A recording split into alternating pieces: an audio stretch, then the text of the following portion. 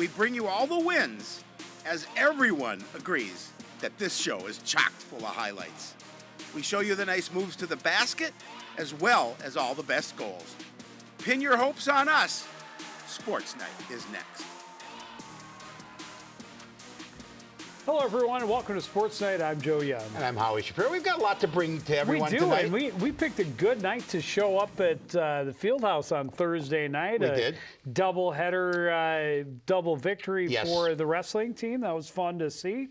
We're going to be back there to see some wrestling the end of this week on Alumni Night, which should be a lot of fun. Yes, absolutely. Lots to talk about, as Howie mentioned. We start with the boys hockey team. They started last week with a tough road trip to Totino Grace on Tuesday.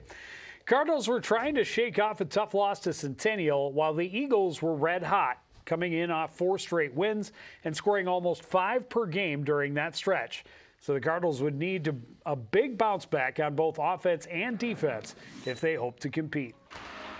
Always like to start fast, and the Cardinals do just that. Great play on the rush. Bowden and Alphen playing catch. It's Rowan Bresnahan filling the lane that finishes. Senior blue liner gets them on the board less than a minute into the game. Cardinals keep the momentum early on. Strong play at center to force a turnover. Jack Engberg walks in on the wing. Low angle, no problem. Engberg was 6th of the year.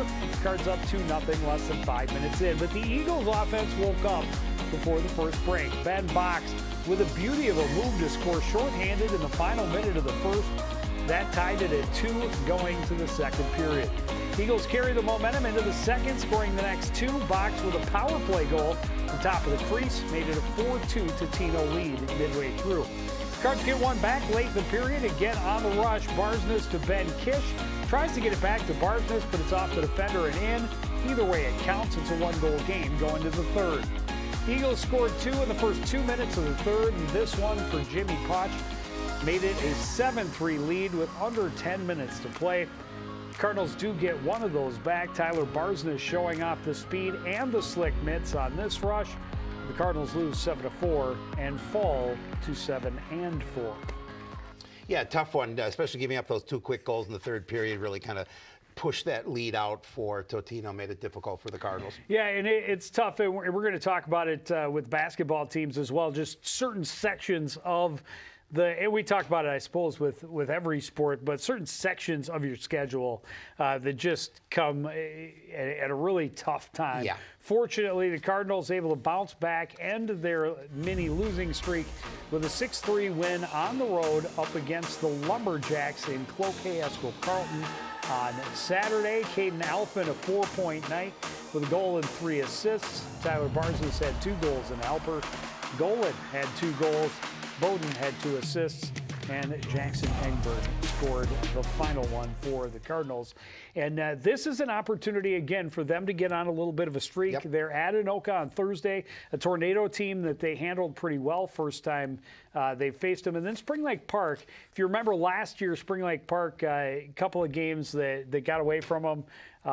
This year, they're hoping to turn the tides and definitely a beatable opponent. Yeah, and if they get a couple more wins, they've got a nice record going into that stretch, so an opportunity to build on that. The girls hockey team had just 1 game last week, taking on Armstrong Cooper, and they blew past the Wings 7-0 the final in that one. Lily McKenzie with a goal, 3 assists. Bernovic and Eswegan each had 2 goals and an assist. Again, welcome back, Kylie Eswegan. Yeah, right. You know, we talked about how much she was missed on the blue line, and ever since she comes back, she's adding offense as well. Grace Lund made 14 saves to record her 2nd shutout of the season. They are going to see a little bit tougher competition on Tuesday. They're at Centennial. And then new section opponent Mounds View Irondale is coming to visit on Thursday this week. So a couple of big games for them. That game against Centennial will be a great test for them. Should be. Well, the wrestling team played host to a pair of conference opponents on Thursday night when Osseo and Elk River came to the Fieldhouse. The Cardinals are still building their way back to being a contender in the Northwest Suburban, and they knew if they wanted to be considered a power in the conference, winning against these lower teams was essential. It was senior night at the Fieldhouse, so I got in free. The Cardinals celebrating great group of leaders in their final season. Cardinals make relatively quick work of the Osseo Orioles. Alex Zhang starts with a meet with a pin midway through the second period at 1:07. Well, and the Cardinals never look back. They continue to build the lead. Tyler Ribeiro with a great double leg takedown that leads to the pin in just 1 minute and 8 seconds. Nice one there. In all, the Cardinals had 6 pins and accepted 2 forfeits against Osseo. The Cardinals showing their dominance start to finish. 4 of their pins came in the first period, including Carter Skradsky, stretching his man to the canvas at 160. That was the first of 3 straight pins that clinched the win for the home team. Kenny Wells going to go to the second period with Levi Aiken at 189, but still gets the slap on the mat. Cardinals cruise to a 55-13 win. That win gave the Cardinals a little confidence, but they knew the second match of the night would be much tougher. Elk River has become a legitimate contender every season, and the Cardinals were looking to pay them back for a loss last year. This one goes back and forth the whole match. Jack Bridenstine had a pin in just 16 seconds against Osseo. His second pin of the night takes a little longer, 51 seconds, to get the pin at 127. That put Cardinals back in front 12-9. Move ahead to 145 pounds. Cardinals trailing by 4, but Tristan Hargrave gets him another pin to get back in front. Squeezes the headlock to end this one late in the second period. Cards up 18-16 after 7 of 13 matches. Skradsky on the mat at 160 pounds against Elk River's Wyatt Lease. Lease tries to toss him, but Skradsky slaps the headlock on. Once he gets into the mat, it's just a matter of time. Skradsky's pin in 136 puts CR in front by 5, but the Cards forfeit at 172, so the Elks had a 1-point lead with 3 matches left. No problem. Cam Ross taking care of business, getting his second pin of the night at 189. Cardinals win the last 3 matches and secure the 37-25 win.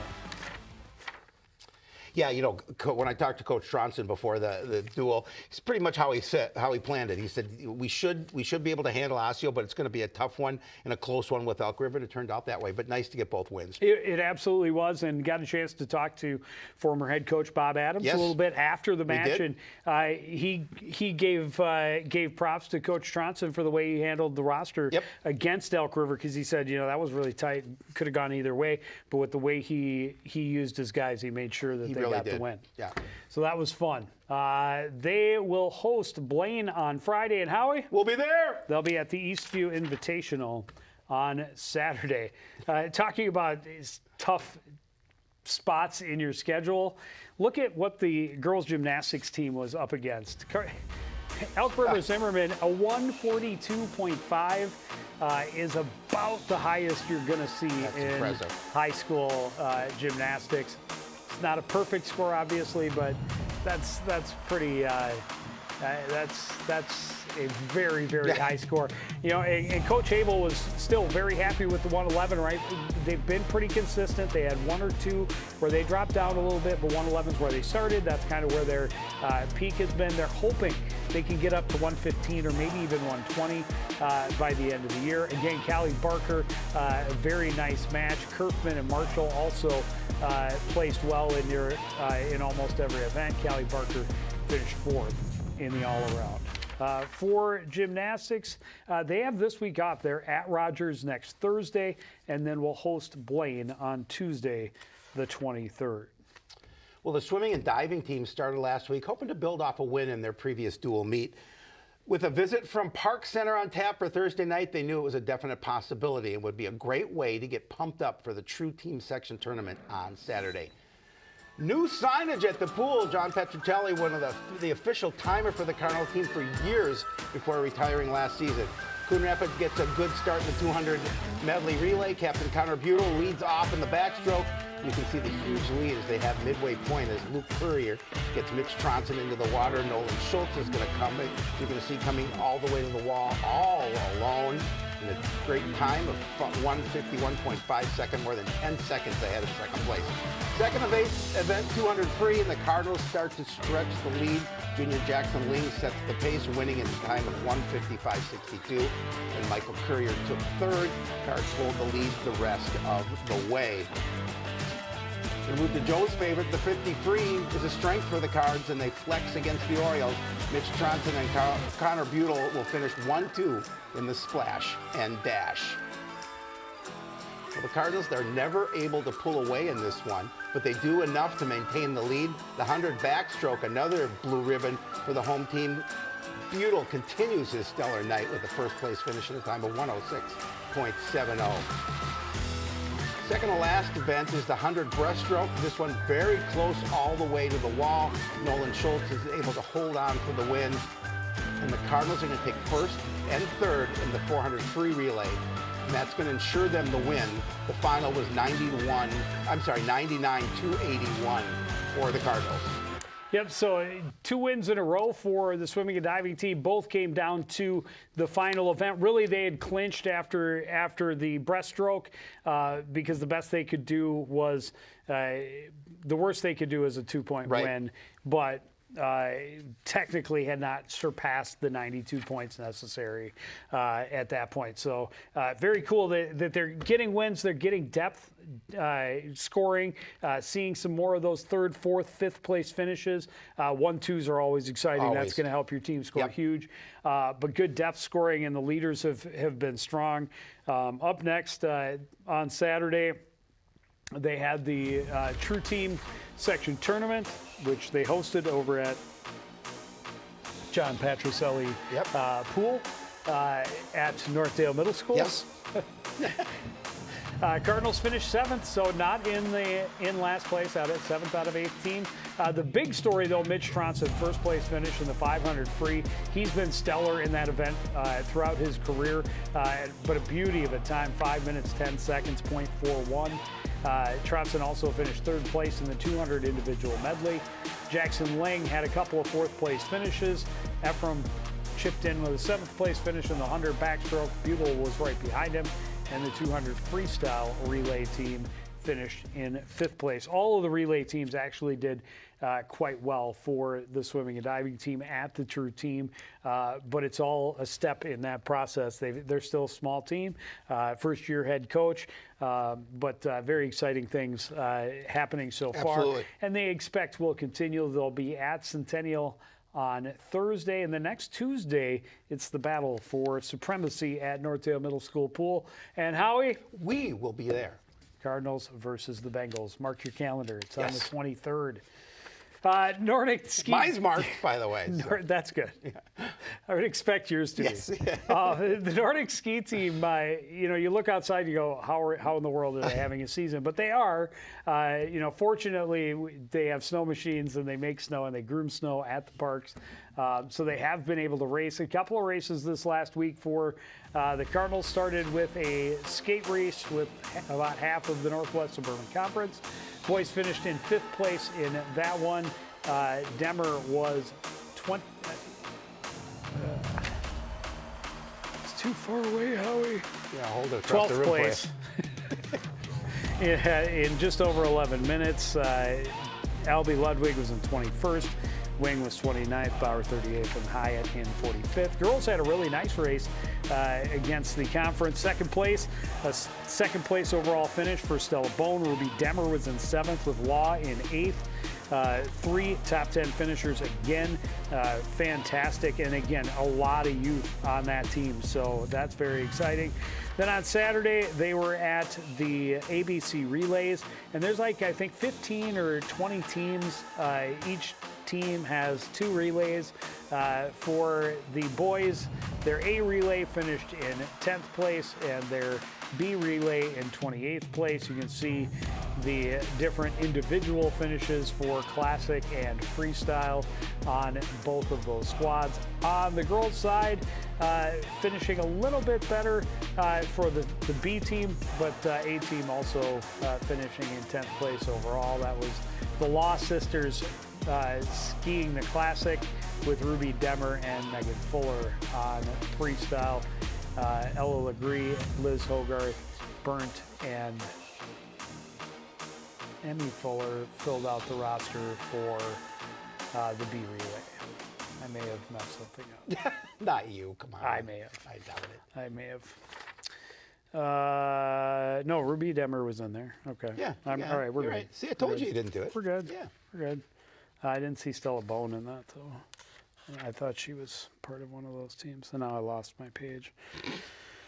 So much to try and keep track of, I tell you. Up next for the Nordic ski teams, they're at Woodland Trails on Tuesday. They're at Elm Creek next Thursday. Alpine ski team, I promised you I'd get you their results. I do have results from their first two, which happened before last week's. I did not get last week's. So we're still running a little bit behind, but we'll catch you up to date. First race was back on December 19th. Boys finished in 8th place. Derby Bone was their fastest skier, followed by Simon, Augustin, Jacob Chesser, and Denny finishing in 65th place. The girls did not have enough to compete in race 1. In race 2, the boys again finished in 8th place. Pretty much the same leaderboard. Times a little bit slower in race number 2. I'm not sure if they had a little bit tougher course or the snow conditions were a little bit worse. Girls were able to get 3 girls out there. That's all they've got on the roster, but that's enough to get them a ninth place finish in that race number 2. I hope to get more information moving forward. I will have race 3 and 4 for you next week, hopefully results. And, if you're a girl who's looking for something to do after schools, check out the Alpine ski team. They could use some extra bodies. Only three. And how much fun! I mean, talk about value for your activity dollar. Yeah. You get bussed over there. You get to get some fresh ski, air. You get a nice workout. Love it. Yep. Love it. They have race 4 coming up on Thursday, and the next Thursday is race 5. And we move right along to, I said that already, race 5 next Thursday. Next Thursday. All right. Move right along. Boys basketball team had a tough draw last week. We were talking about this, right?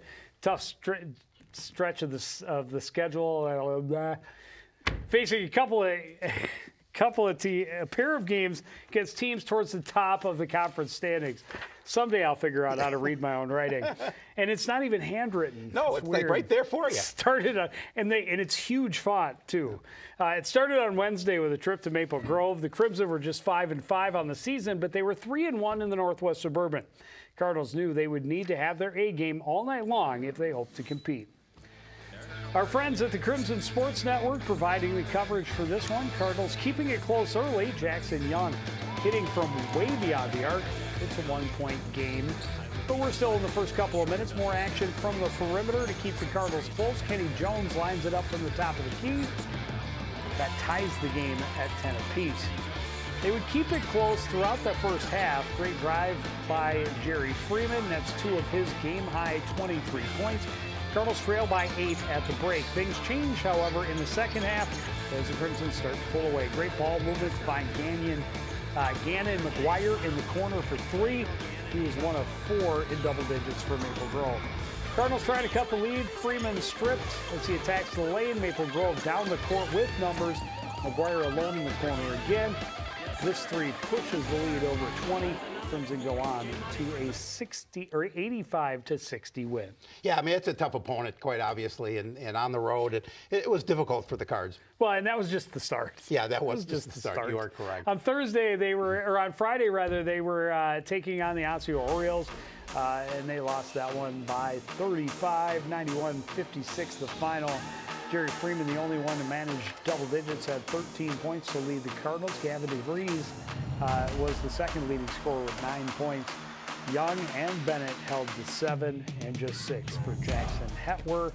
Drops them to 6 and 5, and that brings us into this week. And on Tuesday, they host Park Center, and Howie? We'll be there. And that's another really tough opponent. I think it's the toughest of the 3 they just faced. And then they have Rogers. And then they have Rogers. Right after that. Absolutely.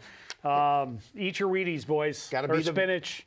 Gotta be the best to beat the best. Make sure you get your pickle juice. Well, pickle juice. We don't want to be sure. cramping up. Well, the girls' basketball squad enters this week looking to end a losing streak after dropping a pair of conference games last week. The Cardinals had a tough draw last Wednesday, hosting 4th-ranked Maple Grove. The Crimson had lost 2 of their previous 3, so they were fired up to make an example of the Cardinals. Cardinals getting their big gun going early. Helen Ben driving the left side of the lane, starting the scoring for the home team. She had a fantastic night. Ben scored the first 6 of the game for the Cardinals, and she had a game-high 20 points. But the Crimson could not be contained. Their leading scorer, Jordan Odie, scored 20 as well. She's got a nice shot from outside. Crimson are going to build a double-digit lead early. Cardinals trying to chip away. Casey Beck is going to hit one from long range on the pass from Green. That makes it 17-9 in favor of the Crimson.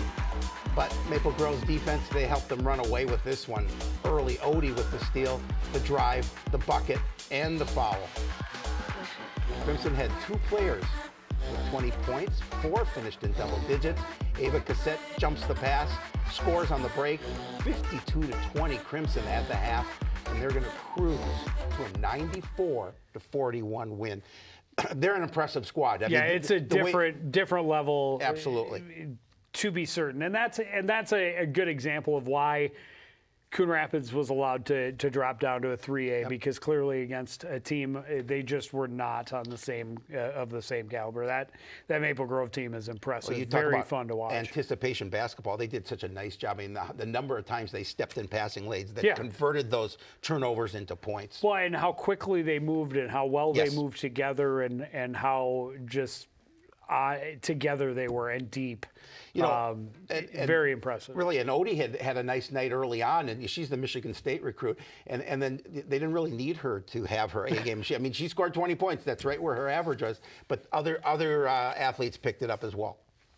Well, on Friday, the Cardinals were on the road taking on the Osseo Orioles, and they fall again, this time 69-55 to the Blackbirds. Helen Ben, another nice game, 24 points. Gaskins had a dozen, and Casey Beck was in double digits with 11, but it's not enough as the Cardinals fall to 6-7. Their schedule is the same as the boys, except they have they're on the road. The boys are starting a kind of a little bit longer, one of their longer home streaks, stretches of the season, and unfortunately, again, all really top level teams. So, but you got to play them sometime. You bet. So, girls are at Park Center Tuesday, at Rogers on Thursday. Eventually going to face them, so you got to play them. So, and we're hoping home cooking is good for the boys basketball team and for the wrestling squad, because we'll see them both at the Fieldhouse this week. Boys against Park Center on Tuesday, wrestling against Blaine on Friday. We'll see boys hockey on Saturday against Spring Lake Park. But that's going to do it for this edition of Sportsnight. I want to thank everybody out there for joining us and continuing to support everything we do here at CTN. For the entire crew, including Howie Shapiro, I'm Joe Youngs.